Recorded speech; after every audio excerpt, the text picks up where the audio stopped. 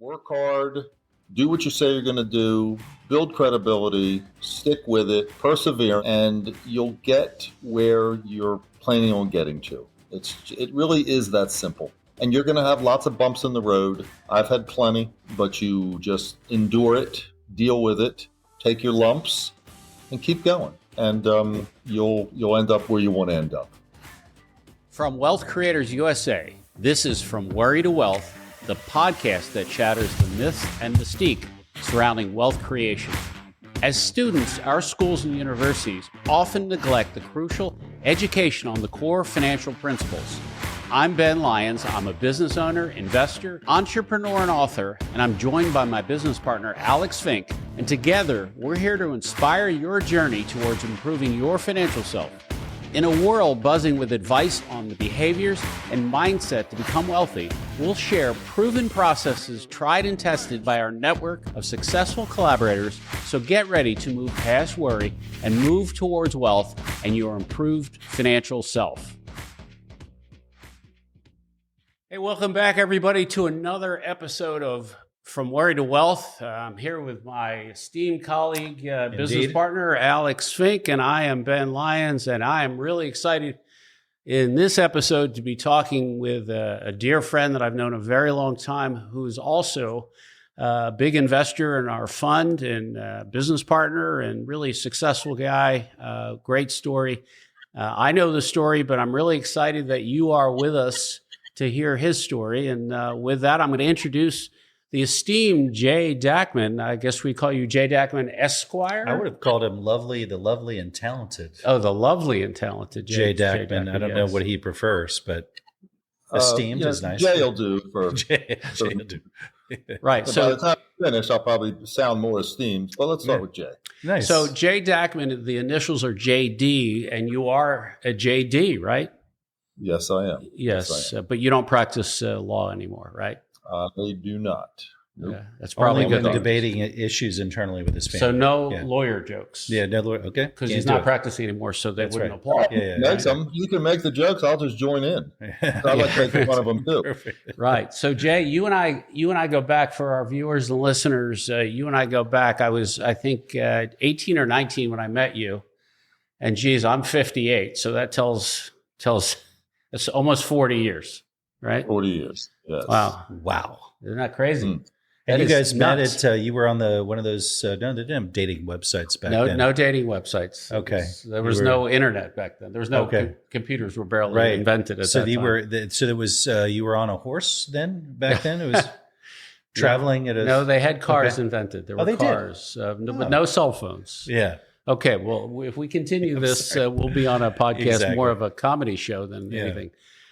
So for our viewers and listeners, as we intro this, this podcast is really in support of the book From Worry to Wealth, and it's where we unravel and discuss the wealth creation formula. Correct. And, you know, what's exciting about Jay and his story and what we're going to discuss is how Jay applied the wealth creation formula and the variables within it. And we'll cover that before we finish. But so without further ado, I think, Jay, what we'd like to do is have you take us back and tell our viewers, take as much time as you need to give everybody your background and kind of the evolution from education all the way into vocation. And we are really going to be focused, Alex and I are probably going to interrupt you along the way to really emphasize your income strategies, your asset acquisition strategies, how you utilize leverage, and how you utilize time. We're always going to be focused on this wealth creation formula, especially in relation to your success. So with that, why don't you start with your background, and we'll go from there. All right. Well, let's go way back, Ben. You said that you and I, roughly 40 years. Let's go back 50 or even 60. I'm now 66. So I was just thinking about my entrepreneurial pursuits as a young boy.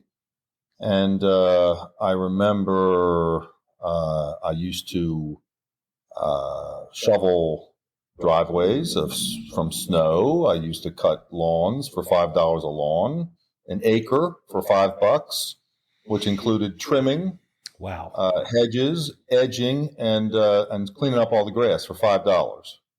Wow. Jay has a lot of extra time now. I think we could use his services here in Florida. Yeah. Right? Yes. We can add him to the landscape crew. Forward a few years, when I learned how to drive, I decided I wanted to go into the car detailing business.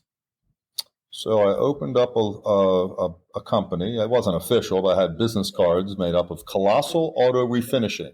Oh. C for Colossal, A for Auto, and R for Refinishing, CAR. Oh, Nice. Whoa. All right. I charged $25 a car. I used to get my mother's friends who all drove Cadillacs and not Ferraris, fancy cars. For $25 a piece, I would bring them back to my house. It would take me about 4 hours. I'd do one in the morning, one in the afternoon, make myself $50. And I was very happy. Wow. Getting a nice tan, listening to good music, and driving nice cars. So that was fun. Yeah. I like it. And then I evolved a little further and went into the snowball business. I had 2 trucks at one time while I was in law school. I also had a couple of stands. That was also a very interesting and profitable business when you're just selling, flavored ice in a cup for, 75 cents or $1. So basically food truck business, right? I mean, it's essentially a food truck. Yeah. It was terrific. Terrific. Wow. But that lasted through law school. And after that, my father told me, get rid of that and start acting like a grown-up. So I was 24 at that point, and then I had to start acting like a lawyer or acting like a businessman or something to that effect. Jay, let's pause there for a second, because we talk about in the book From Worry to Wealth, the influencers. So we like to talk about who your influencers were, right? For sure, yeah. Well, the other thing would be the educational piece, right? Because he fast forwarded through law school. But yeah, go ahead, Jay. Okay. Well, so education wise, I did my undergraduate work at University of Maryland, got a degree in finance, and then I went off to law school, also at University of Maryland, and got my Juris Doctor in 1982.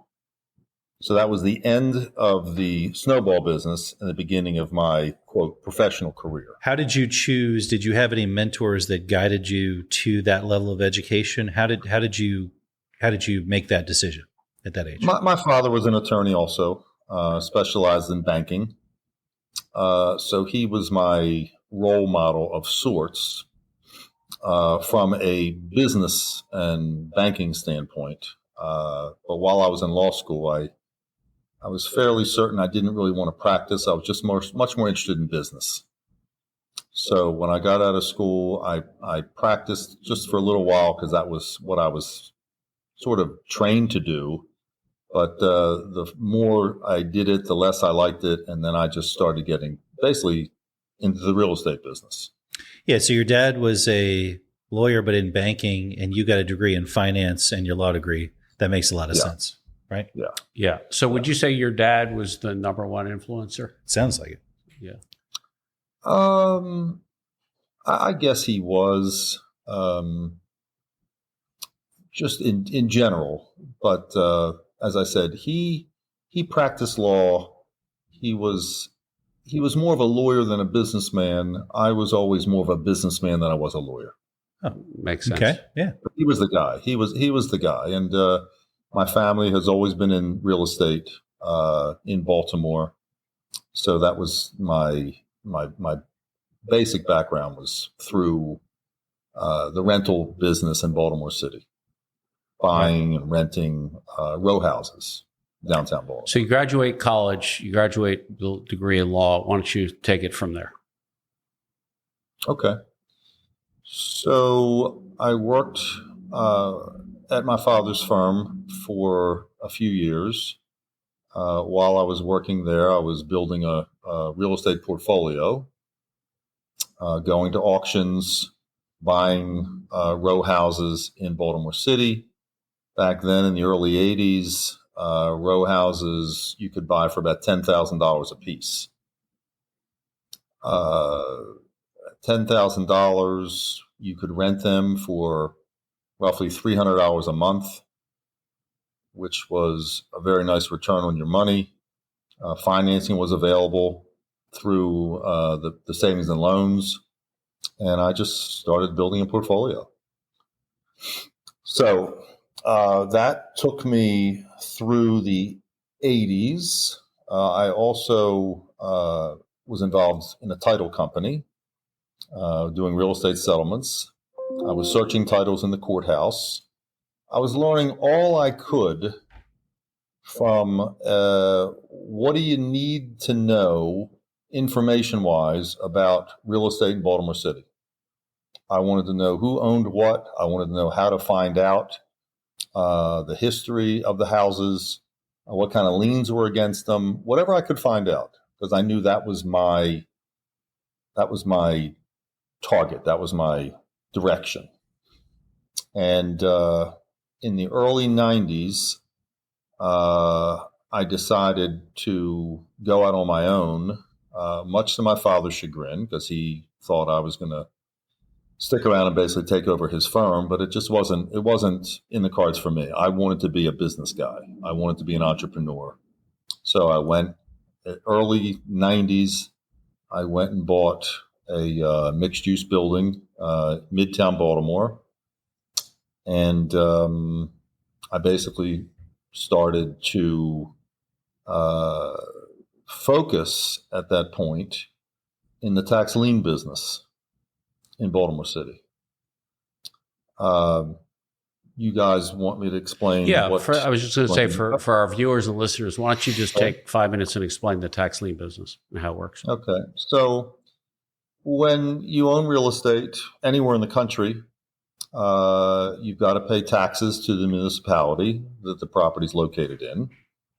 And if you don't pay your taxes, every municipality will conduct a tax sale auction, where they will sell the lien, which is the tax amount, to investors who can then purchase those liens, those delinquent taxes, pay the money to that municipality, and now the investor now has the rights to collect those delinquent taxes plus interest, possibly plus legal costs. And if the owner of the property doesn't ultimately pay, then I, as the tax lien purchaser, can foreclose under the tax lien and actually take over the property. That business was made to order for me. It combined my business skills with my real estate skills with my legal skills. And I could get paid for all three of those skills, because when you foreclose, you're able to charge a fee, which was the legal fee, because a lawyer has to do the foreclosure. You also can earn interest on your money, depending on what county you're in. And ultimately, so you're going to get either an interest return, a legal fee return, and if the property does not redeem and you take title, and now you own the property for basically pennies on the dollar. So I thought that was a really good business for my skill set. Yeah, sounds like it. So this was in the early 90s. You're how old are you? In your 30s? I actually was I had started it in the late 80s, but I really didn't get into it heavy until I went out on my own. And I actually was in that business for a total of about 20 years. I think I started in 1985, was real heavy into it during the 90s and early 2000s, and decided to get out of it in 2005. There were just some things going on with the legislature and some of the competition where it just didn't make any sense for me to stay in it. So from a perspective of quantity of deals, how many tax liens certificates did you think you bought during that period of time? And how many foreclosures where you own the real estate do you think you took over? I during that 20-year period, I probably purchased 7,000 to 10,000 liens. And during that period of time, I probably acquired 200 to 300 houses. Wow. So when I got out of the business in the mid 2000s, it was interesting. I also, I guess I forgot to mention, along the way, I also was continuing to buy uh, uh, rental property at auction. So this was in the late 90s through the mid 2000s. Between single family row houses and apartment complexes, I had a total of about 150 or 160 units. Jay, how did you get the money to purchase the tax liens at such a young age? Did you borrow the money? How did that work?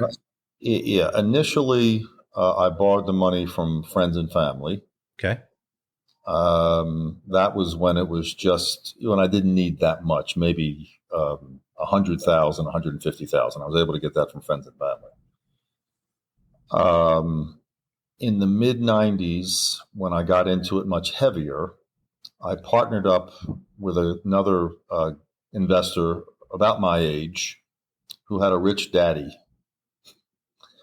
And his father was willing to finance us as we got bigger and bigger. So at one point, I believe we were borrowing anywhere between $3 and $5 million. I think you can find that funny now at richdaddy.com. I could be wrong. richdaddy.com. I think so that's they're looking. Yeah, that's probably the best place to find that now. Yeah, so that makes sense. Yeah. And Rich Daddy was not cheap. Rich Daddy, Rich Daddy, made sure that he got his piece of the action from us, and we were more than willing to give it to him because without his money, we had no chance. Jay, I'm sure I want to know, and so do our listeners and viewers want to know, what was the cost of the money? I think it was 15%. Okay, that's a little lower than I was actually expecting you to say. Yeah, that's not bad. That's not bad.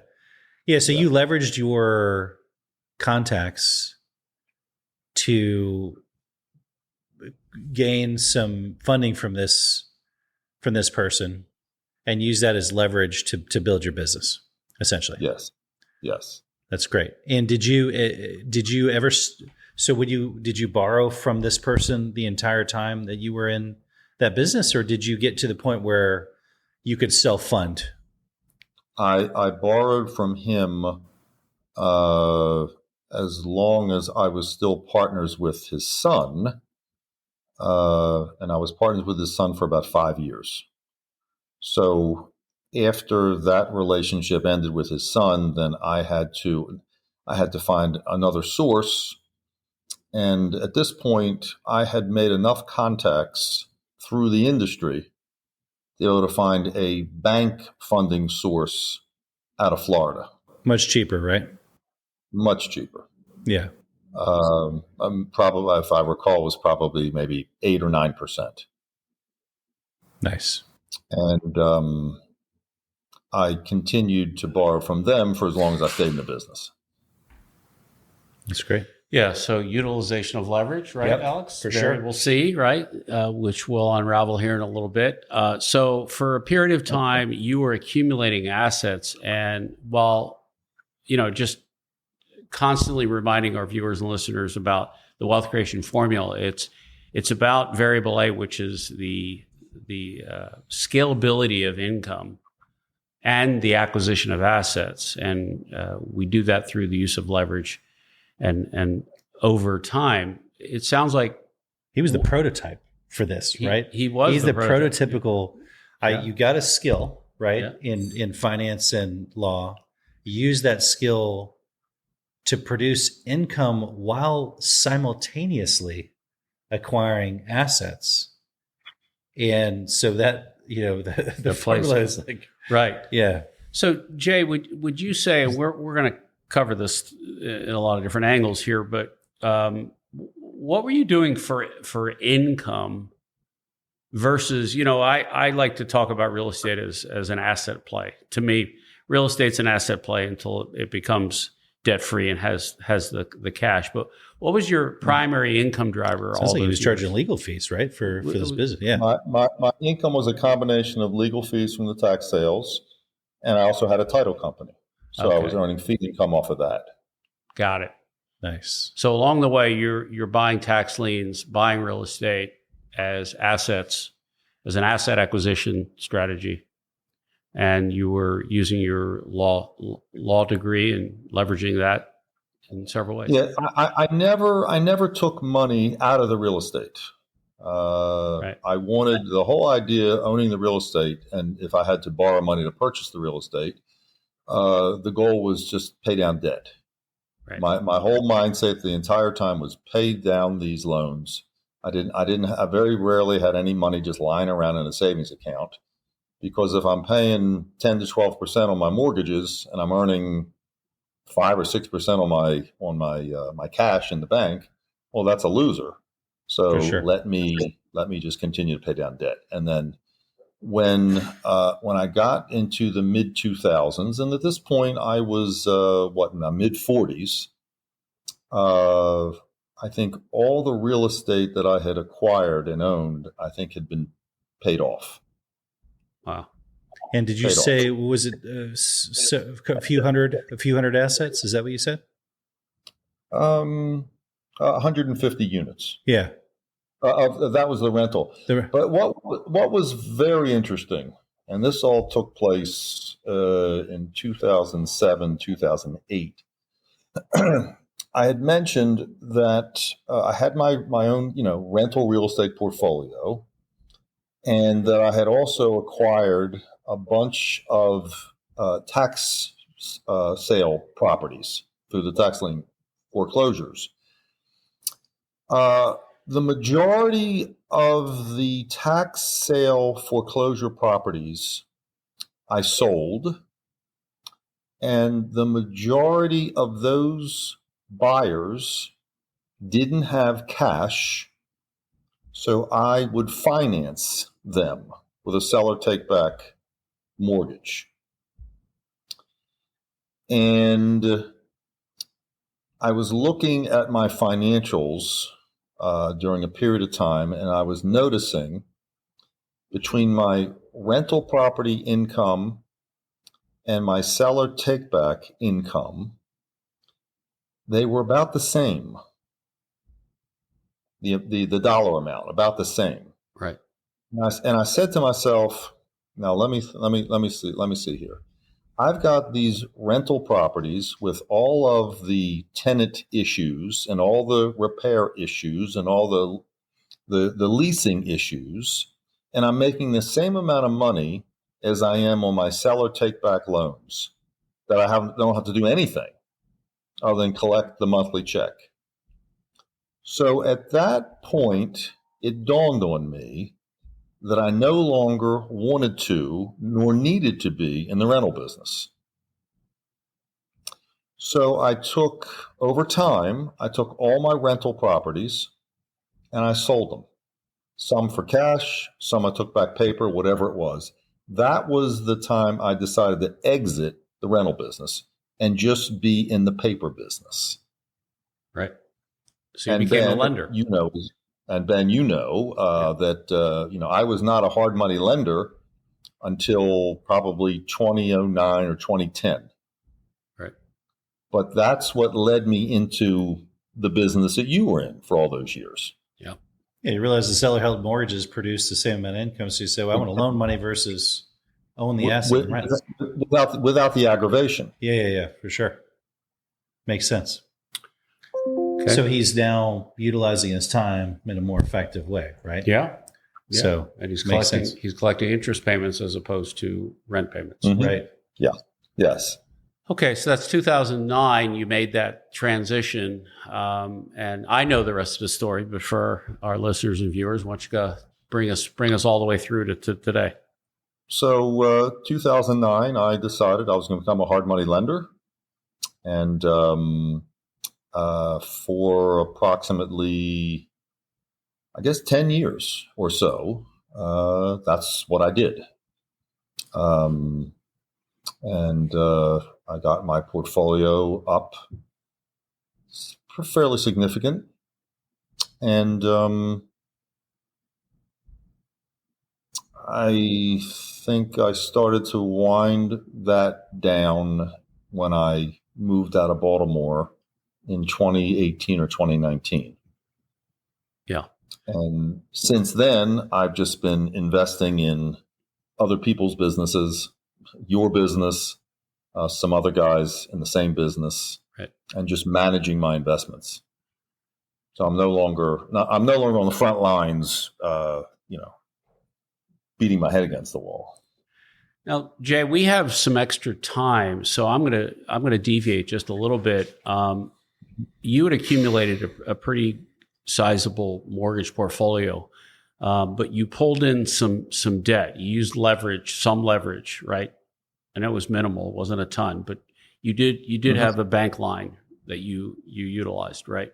Yes, for the hard money. For the hard money piece. And since you went into kind of explaining the tax sale, I wasn't planning on doing this, but I think for the sake of the fact we have some time, leveraged finance, at the bank level and also at the private credit level is something that, Alex and I do.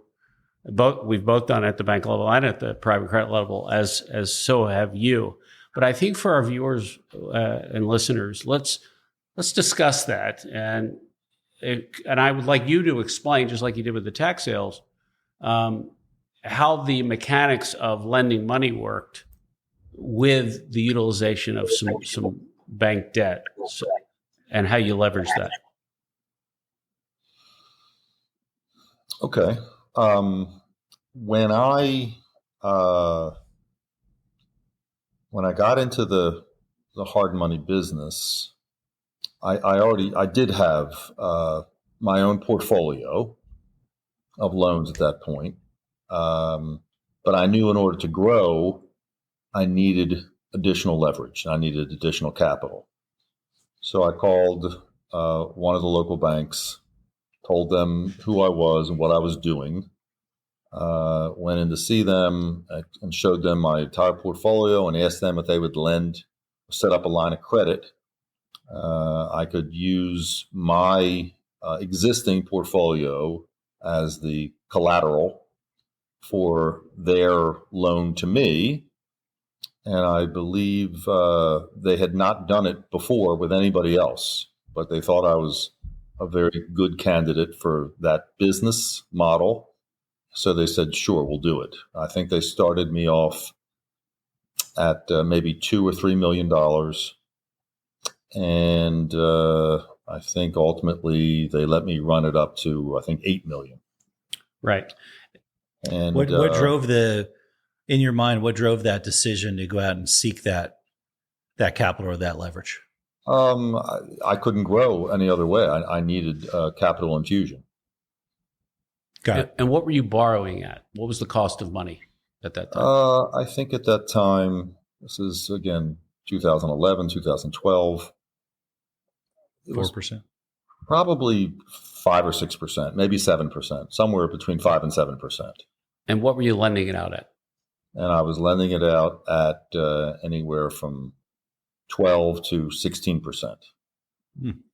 Very nice. Not bad. And a couple of points. So what is that, like a 10% spread? It's not terrible, right? Yeah. It was a nice spread. It was a nice spread. Right. So whether you want to call that arbitrage or leverage, it's the way of the world. So Jay took assets, leveraged those assets to borrow money at one cost and lent it out basically at double that. Yeah, no different than owning a home that you own free and clear, taking a mortgage on it and using that mortgage to go buy another asset. Same principle. Yeah. Yeah. So I think, Jay, any more to talk about your career, your story before Alex and I kind of start unraveling the wealth creation formula and applying it to what you did, just to help our viewers and listeners just to understand this. We're constantly preaching the wealth creation formula and these variables. and how every wealthy person really has applied them. But any more to your story? What would you attribute your success to? And just what other advice? Just one last thing I like to say. You're 66. I've known you for 40 years. So I've watched your tremendous success. You can easily look back for the last however many years and tell people how you got there. I tell people that if you're 21 and you're trying to figure out how to get to wealth at 61, it's hard to look in the future and predict it and see the future. So anyway, I'll turn it over to you. I remember distinctly when I was in my early 20s buying real estate. And back then, Ben, if you remember, the only financing you could get from the local banks, the local SNLs, was 10-year fixed. Right? So there wasn't any cash flow at all.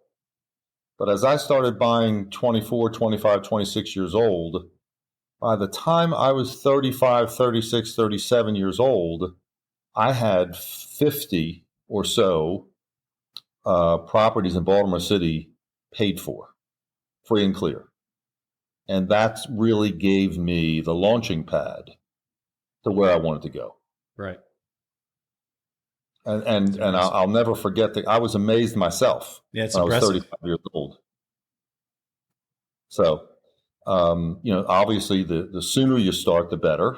Right. The other thing was what I didn't want to do, and I saw a lot of guys overbuy, over leverage, over everything, and they couldn't handle it. They didn't have the infrastructure in place to handle all those properties. I knew what my limitations were. I knew how much I could absorb and do it well and do it efficiently versus just buy, and then just, throw together some kind of management team and do everything halfway. That's just not the way I wanted to do my business. So it was controlled growth, but it was steady growth. And it was always, don't bite off more than you can chew. Every now and then I did. I think we all do when we're young. But just pay down debt, and don't touch your real estate. Figure out how to make money off of other ancillary businesses, maybe connected to your rental properties, but don't take anything out of your rental properties. You'll never get anywhere. Yeah, you and I share that mantra. Rental properties are nothing more than seeds that are meant to go to maturity, and they shouldn't be chopped down early and drawn from. Your backgrounds are super similar. Yeah, they are similar. Yep.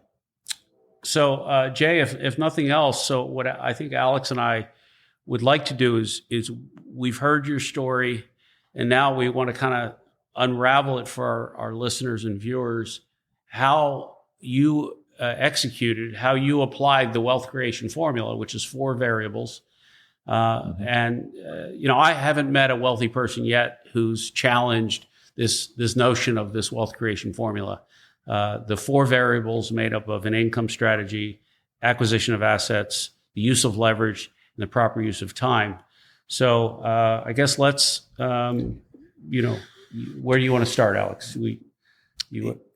Yeah, I mean, I think I think Jay, your trajectory is spot on for this formula. Probably, I think it applies so directly in this case, not even indirectly, but you leveraged your time to gain a skill, right?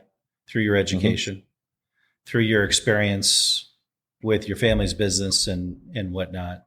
You use that skill to develop a strategy in which you could earn income and create disposable income so that you could, throughout that, what's interesting is your income strategy was your asset accumulation strategy at the same time. Yeah, so that's right. I wish I had a strategy pretty like that. Pretty efficient, right? When you're going after the really, use of time and you're solving both variables A and B at the exact same time. Well, I'm kind of jealous about this, Ben. Are you? Yeah. I guess you're doing the same thing. But anyway, so I should write a book. Yeah, I think you should. Write a book. There you go. Wait a second. This guy is using the formula better than anybody. Yeah. So while you were using your skills to generate income, that generation of income was the specific thing that you needed to also acquire assets, right? And so you were generating income to support yourself, and at the same time using that same strategy to accumulate assets. And I don't know, and you were using leverage, right? Because you were using other people's money to do it, right? And over time, you leverage those assets and the income produced by those assets to pay down your debt, and at the end, become very, very wealthy. I mean, that's right. That's right. So efficient, right? Yeah, I mean, impressive. The key is learn a skill. Step one, use that skill to produce income. Right.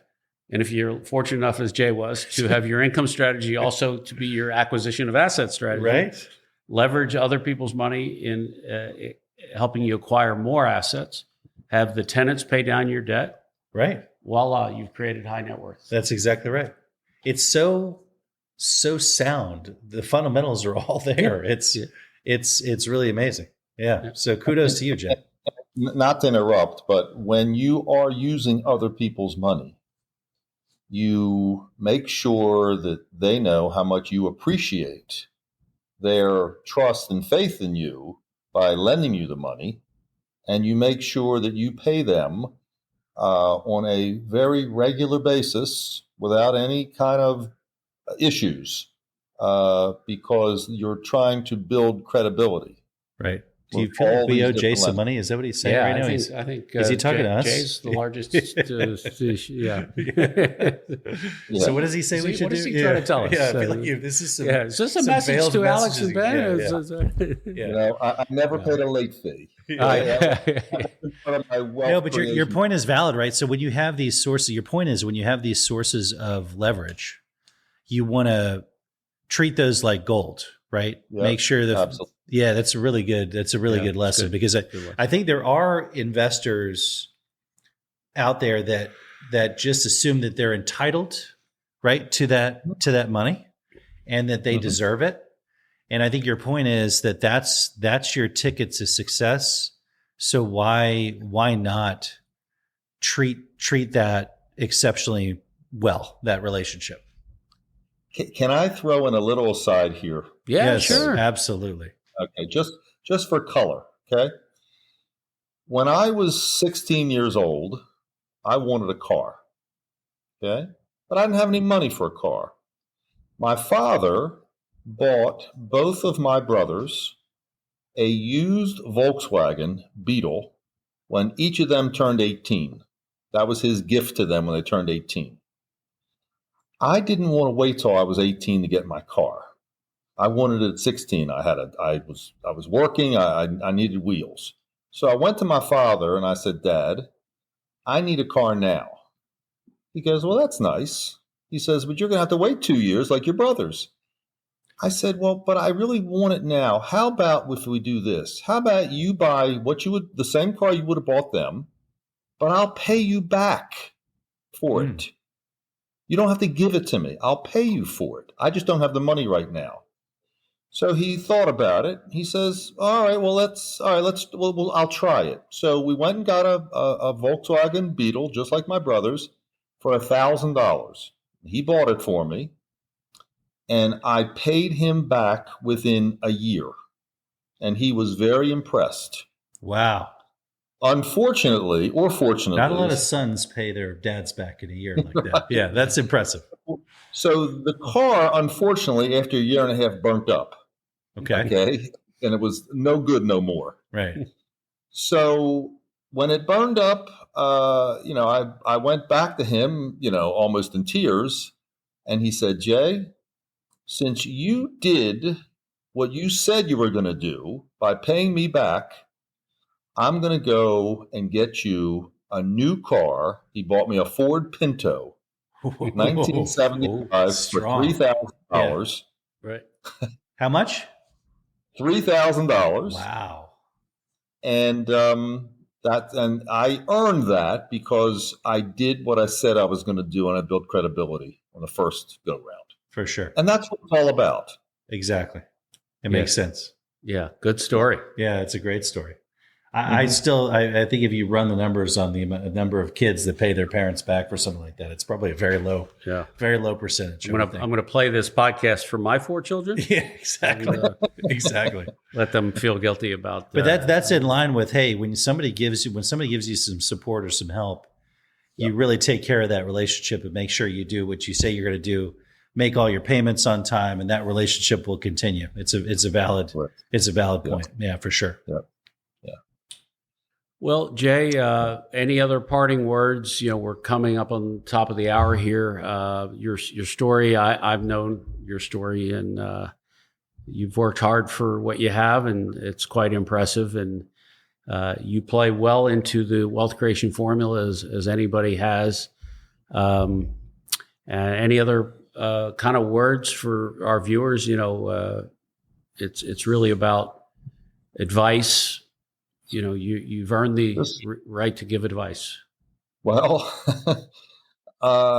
it's the formula is so simple. It's just work hard, do what you say you're going to do, build credibility, stick with it, perseverance, and you'll get where you're planning on getting to. It really is that simple. And you're going to have lots of bumps in the road. I've had plenty. But you just endure it, deal with it, take your lumps, and keep going. Yeah. And you'll end up where you want to end up. So that's do the right pretty thing, simple. Slow and steady, persevere, overcome challenges, do what you say you're going to do. Ethics, it's great. And nobody wants to hear an excuse. They don't care. Everybody's got challenges. Just deal with it and come out on the other side. Try and minimize your negative situations as quickly as you can, because when you get caught up in negativity, you miss all of the opportunities that are staring you right in the face because you're not seeing them, because you got this negative, this cloud over some bad deal you just did or got stuck in. Just get rid of it. It's okay to take losses in business. Okay, people do it all the time. Just minimize them, get them out of your system so that you can move forward with positive energy. And with that, gentlemen, those are my words of wisdom.